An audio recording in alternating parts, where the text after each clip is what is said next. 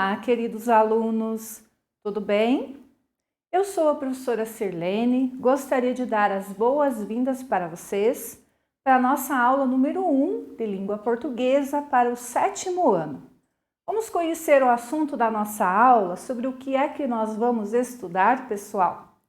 Então, olha só, na aula de hoje nós vamos estudar sobre o conto. O que é um conto? Nós vamos fazer a leitura de um conto, bem como identificar neste conto as características que fazem desse texto ser um conto, ok?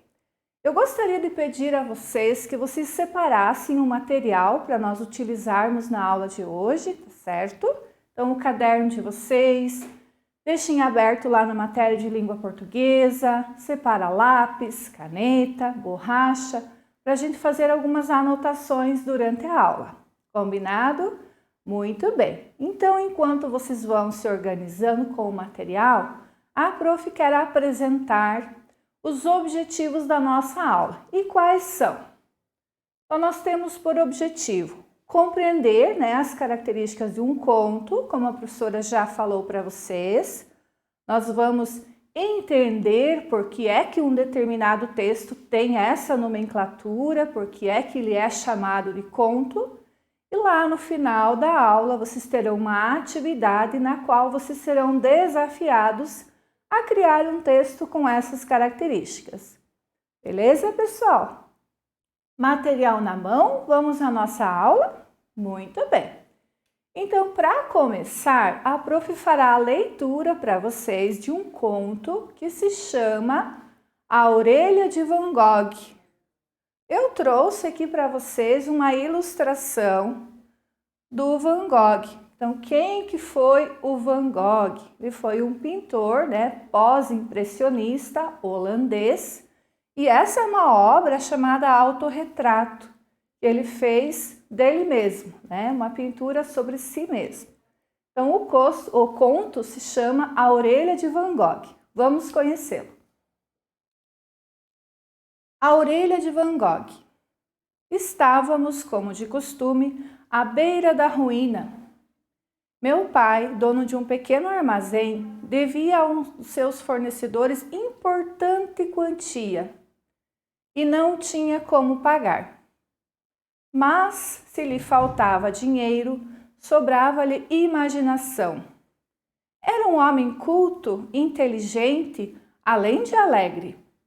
Não concluíra os estudos, o destino o confinara no modesto estabelecimento de secos e molhados, onde entre ele, paios e linguiças, resistia bravamente aos embates da existência.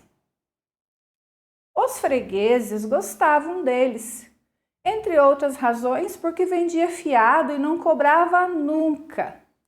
Com os fornecedores, porém, a situação era diferente. Esses enérgicos senhores queriam seu dinheiro. O homem a quem meu pai devia no momento era conhecido como um credor particularmente implacável. Outro se desesperaria, outro pensaria em fugir, em se suicidar até. Não meu pai. Otimista, como sempre, estava certo de que daria um jeito. Esse homem deve ter seu ponto fraco, dizia, e por aí o pegamos. Perguntando daqui e dali, descobriu algo promissor. O credor, que na aparência era um homem rude e insensível, tinha uma paixão secreta por Van Gogh. Sua casa estava cheia de reproduções das obras do grande pintor. Ele tinha assistido pelo menos uma meia dúzia de vezes o filme de Kirk Douglas sobre a trágica vida do artista. Meu pai retirou na biblioteca um livro sobre Van Gogh e passou o fim de semana mergulhado na leitura. Ao cair da tarde de domingo, a porta do seu quarto se abriu e ele surgiu triunfante.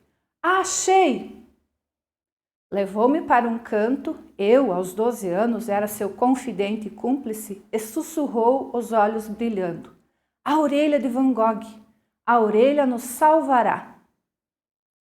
O que é que vocês estão cochichando aí? Perguntou minha mãe, que tinha escassa tolerância para com o que se chamava de maluquices do marido. Nada, nada, respondeu meu pai. E para mim, baixinho, depois te explico. Depois me explicou. O caso era que o Van Gogh, num acesso de loucura, cortara a orelha e a enviara à sua amada. A partir disso, meu pai tinha elaborado um plano. Procuraria o credor e diria que recebera como herança do seu bisavô a orelha mumificada do pintor. Ofereceria tal relíquia em troca do perdão da dívida e um crédito adicional. Que dizes? Minha mãe tinha razão. Ele vivia em um outro mundo, um mundo de ilusões. Contudo, o fato de a ideia ser absurda não me parecia o maior problema. Afinal, a nossa situação era tão difícil que qualquer coisa deveria ser tentada. A questão, contudo, era outra.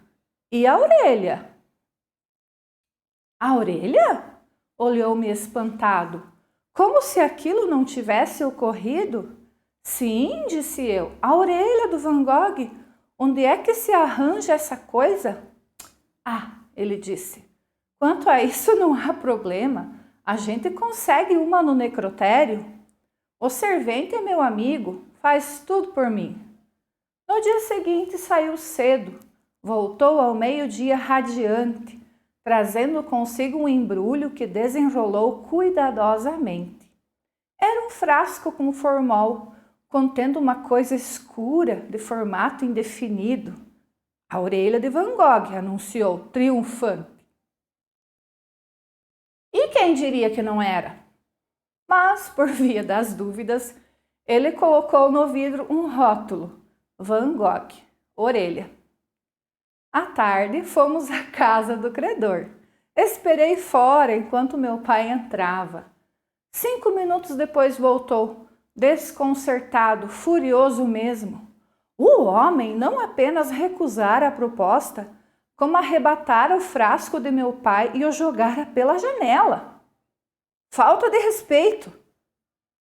Tive de concordar, embora tal desfecho me parecesse até um certo ponto inevitável. Fomos caminhando pela rua tranquila, meu pai resmungando sempre. Falta de respeito, falta de respeito. De repente parou, olhou-me fixo. Era a direita ou a esquerda?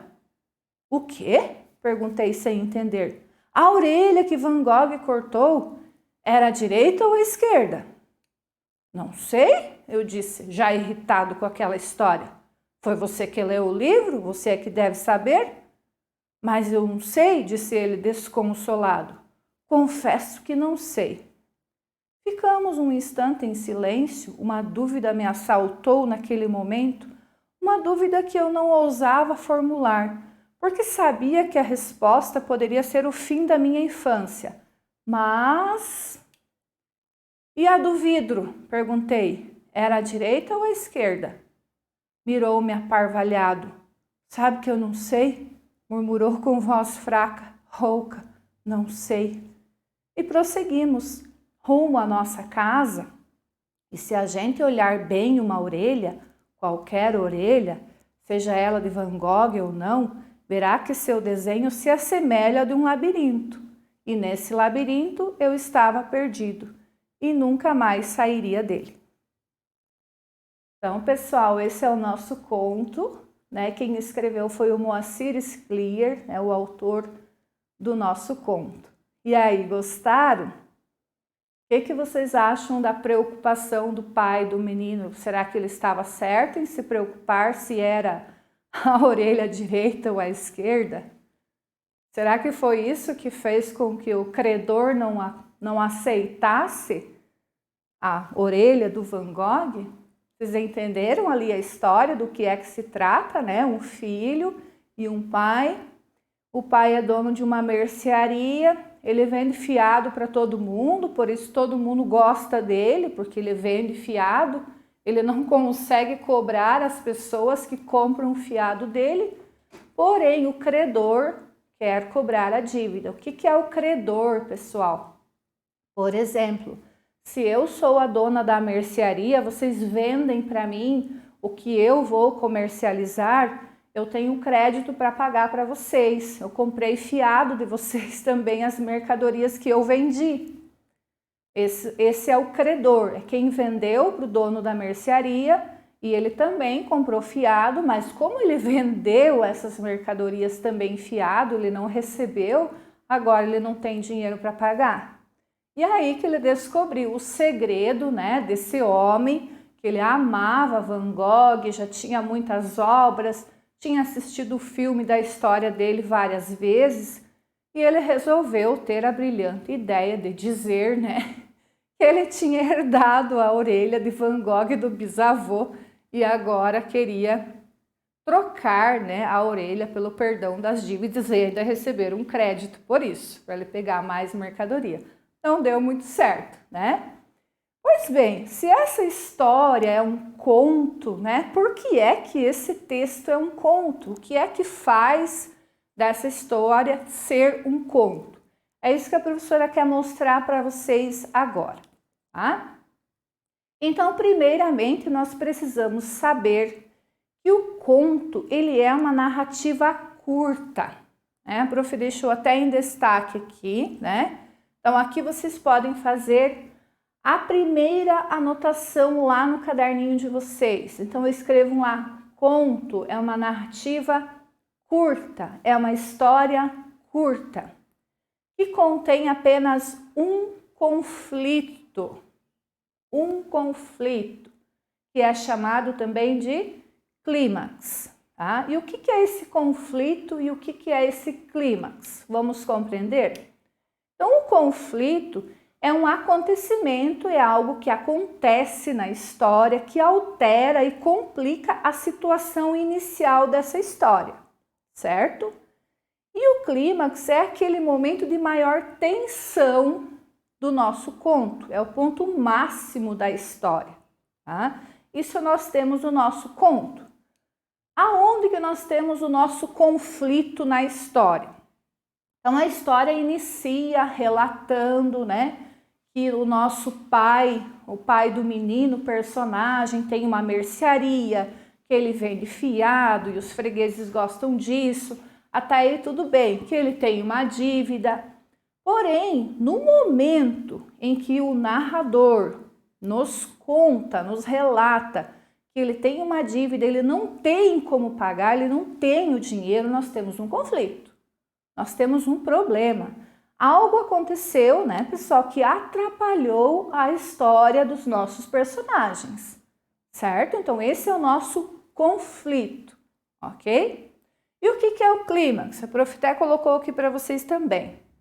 O clímax, o momento de maior tensão, é aquela parte da história onde o nosso dono da mercearia se dirige até a casa do credor, né, que nós não temos nome, leva a orelha que ele buscou lá no necrotério, né, dentro do vidro, e diz para ele que é a orelha do Van Gogh. Esse é o clímax. Por quê? Vocês imaginaram a angústia que ficou, por exemplo, o filho que ficou esperando lá fora? Lembram da história que o filho ficou lá fora esperando, né? Ele ficou imaginando mil e uma coisa, acredito eu, né? Até isso vai ser tarefa da atividade de vocês, tá? O que será que aconteceu tudo lá dentro enquanto o dono da mercearia disse para o credor que era a orelha do Van Gogh e ele descobriu que não era, jogou a orelha pela janela, né? Então esse é o clímax.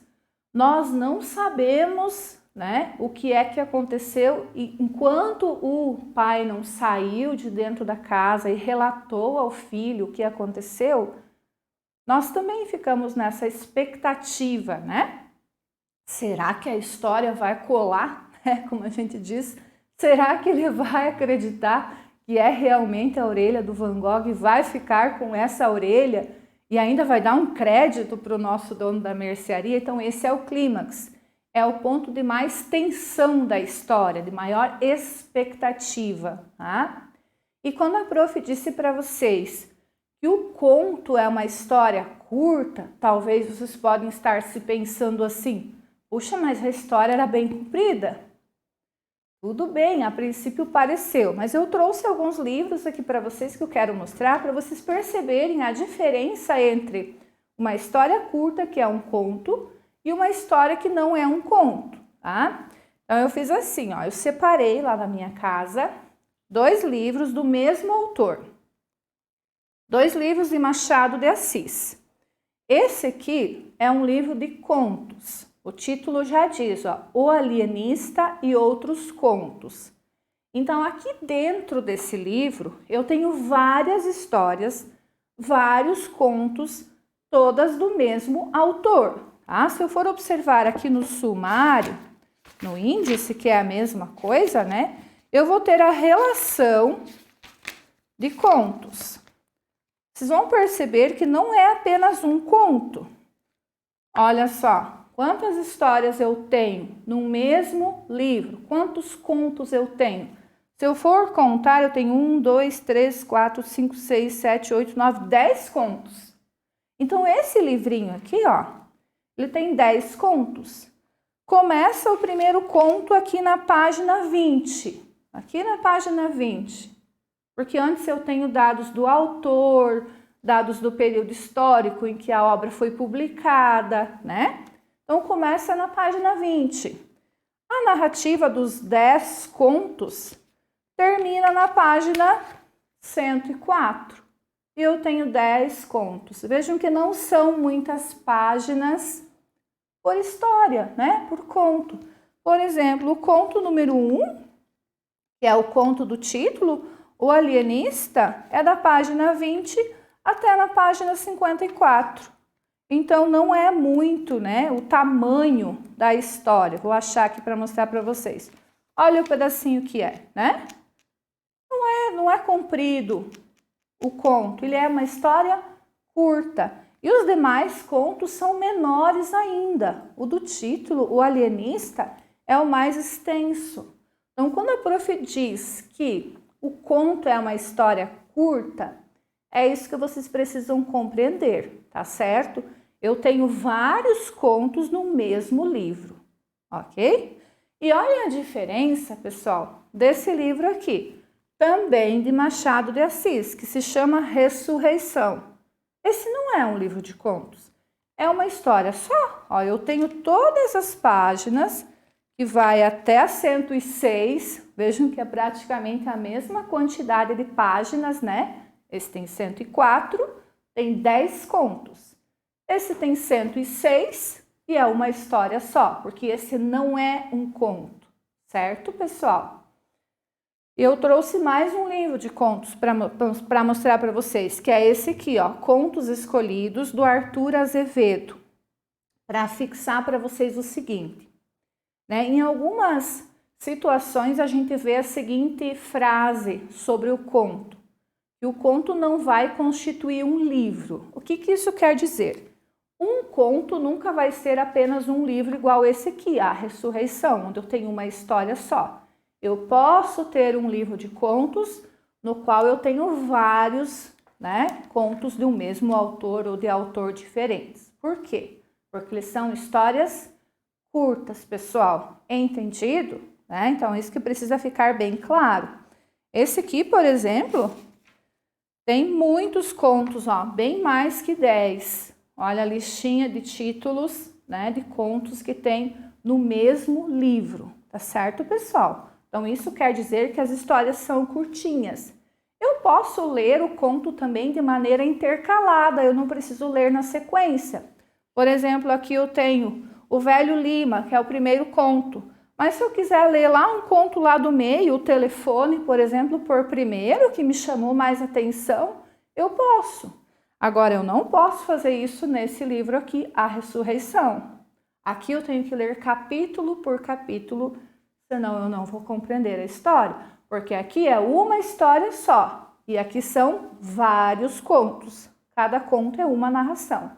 Ok, pessoal? Muito bem. Compreendido? Adiante, então. Então, o conto tem também as seguintes características. Tem poucos personagens, né, já que a história é curta, o espaço e o cenário é limitado e o recorte temporal, ou seja, a duração dos fatos é reduzida, tá? Vamos compreender, né? Então, por exemplo, no conto A Orelha de Van Gogh, nós temos poucos personagens. Quem são? O pai, o filho, o credor. Personagens principais. Apareceu a mãe em determinado momento, mas ela não é personagem central, né? Ela é um personagem secundário, porque a história toda, a narrativa toda, ela gira em torno de quem? Do pai, do filho e do credor, né? O espaço desse tempo, ele também é limitado. Por quê? A história se passa onde? Na casa da família do narrador, né? Ali onde está a mercearia, e depois um pouquinho na casa do credor. Por que isso é um espaço reduzido? Eu tenho apenas 2 ambientes. Isso jamais vai acontecer num texto como, por exemplo, esse aqui, a ressurreição. Porque aqui eu vou ter muitos espaços, porque a história é longa. Não vai se limitar em apenas 2 ambientes a narrativa. Isso vocês podem estar se lembrando de livros que vocês leram e que não eram contos. Os ambientes são infinitos, os lugares onde acontecem os fatos, né? Muitas vezes a gente nem lembra de todos com detalhes, né? E o tempo de duração do nosso conto também é breve, né? Percebam que a gente pode resumir esse tempo em 3 dias. Em 3 dias. No final de semana, o pai pega o livro, lembram? Estuda a história de Van Gogh e cria o plano. Na segunda-feira, ele vai lá no necrotério, pega a orelha e já vai até na casa do credor. E a nossa história encerra por aí, né? Com ele voltando para casa e conversando com o filho ali, discutindo, será que era a direita, será que era a esquerda, por que ele não aceitou, e se achando injustiçado e desrespeitado ainda, né? Então, esse é o espaço temporal, o tempo de duração dos fatos no conto, ele não é longo, né? Ele não vai ser extenso, como nos demais textos pode acontecer, ok? Então, anotem lá no caderninho de vocês também essas características, né? Ó, poucos personagens, lá do ladinho que vocês colocaram que a história é curta e que tem um conflito, lembram? Façam uma vírgula e coloquem poucos personagens, coloquem espaço ou cenário limitado, que é o lugar onde acontece a história, e coloquem também o tempo reduzido. E vocês têm a definição do que é um conto, certo? As características de um conto. Beleza, pessoal? Então, ficou bem claro o que é um conto, né? História curta, com apenas um conflito, poucos personagens, espaço reduzido e tempo também reduzido, ok? Anotadinho isso, definido, vocês compreenderam por que a história, né, A Orelha de Van Gogh é um conto, tá? E para finalizar a nossa aula, a prof trouxe para vocês mais uma obra do artista Vincent Van Gogh, que se chama Noite Estrelada. Eu acredito que vocês já devem ter visto essa obra ou uma semelhante, né, do nosso Van Gogh nas aulas de arte, né? Com certeza vocês vão olhar para Noite Estrelada e vão reconhecer os traços característicos do Van Gogh, né? São fáceis de se identificar o jeito com que ele retratava as ilustrações e as percepções nas suas obras, né? As características são semelhantes, o modo de utilizar as cores, os traços e tudo mais. Ok, pessoal? Muito bem. Agradeço a atenção de vocês, vou ficando por aqui. Lembrando que vocês têm atividades sobre esse assunto para fazer no caderno. Nos vemos na próxima aula. Muito obrigada e tchau!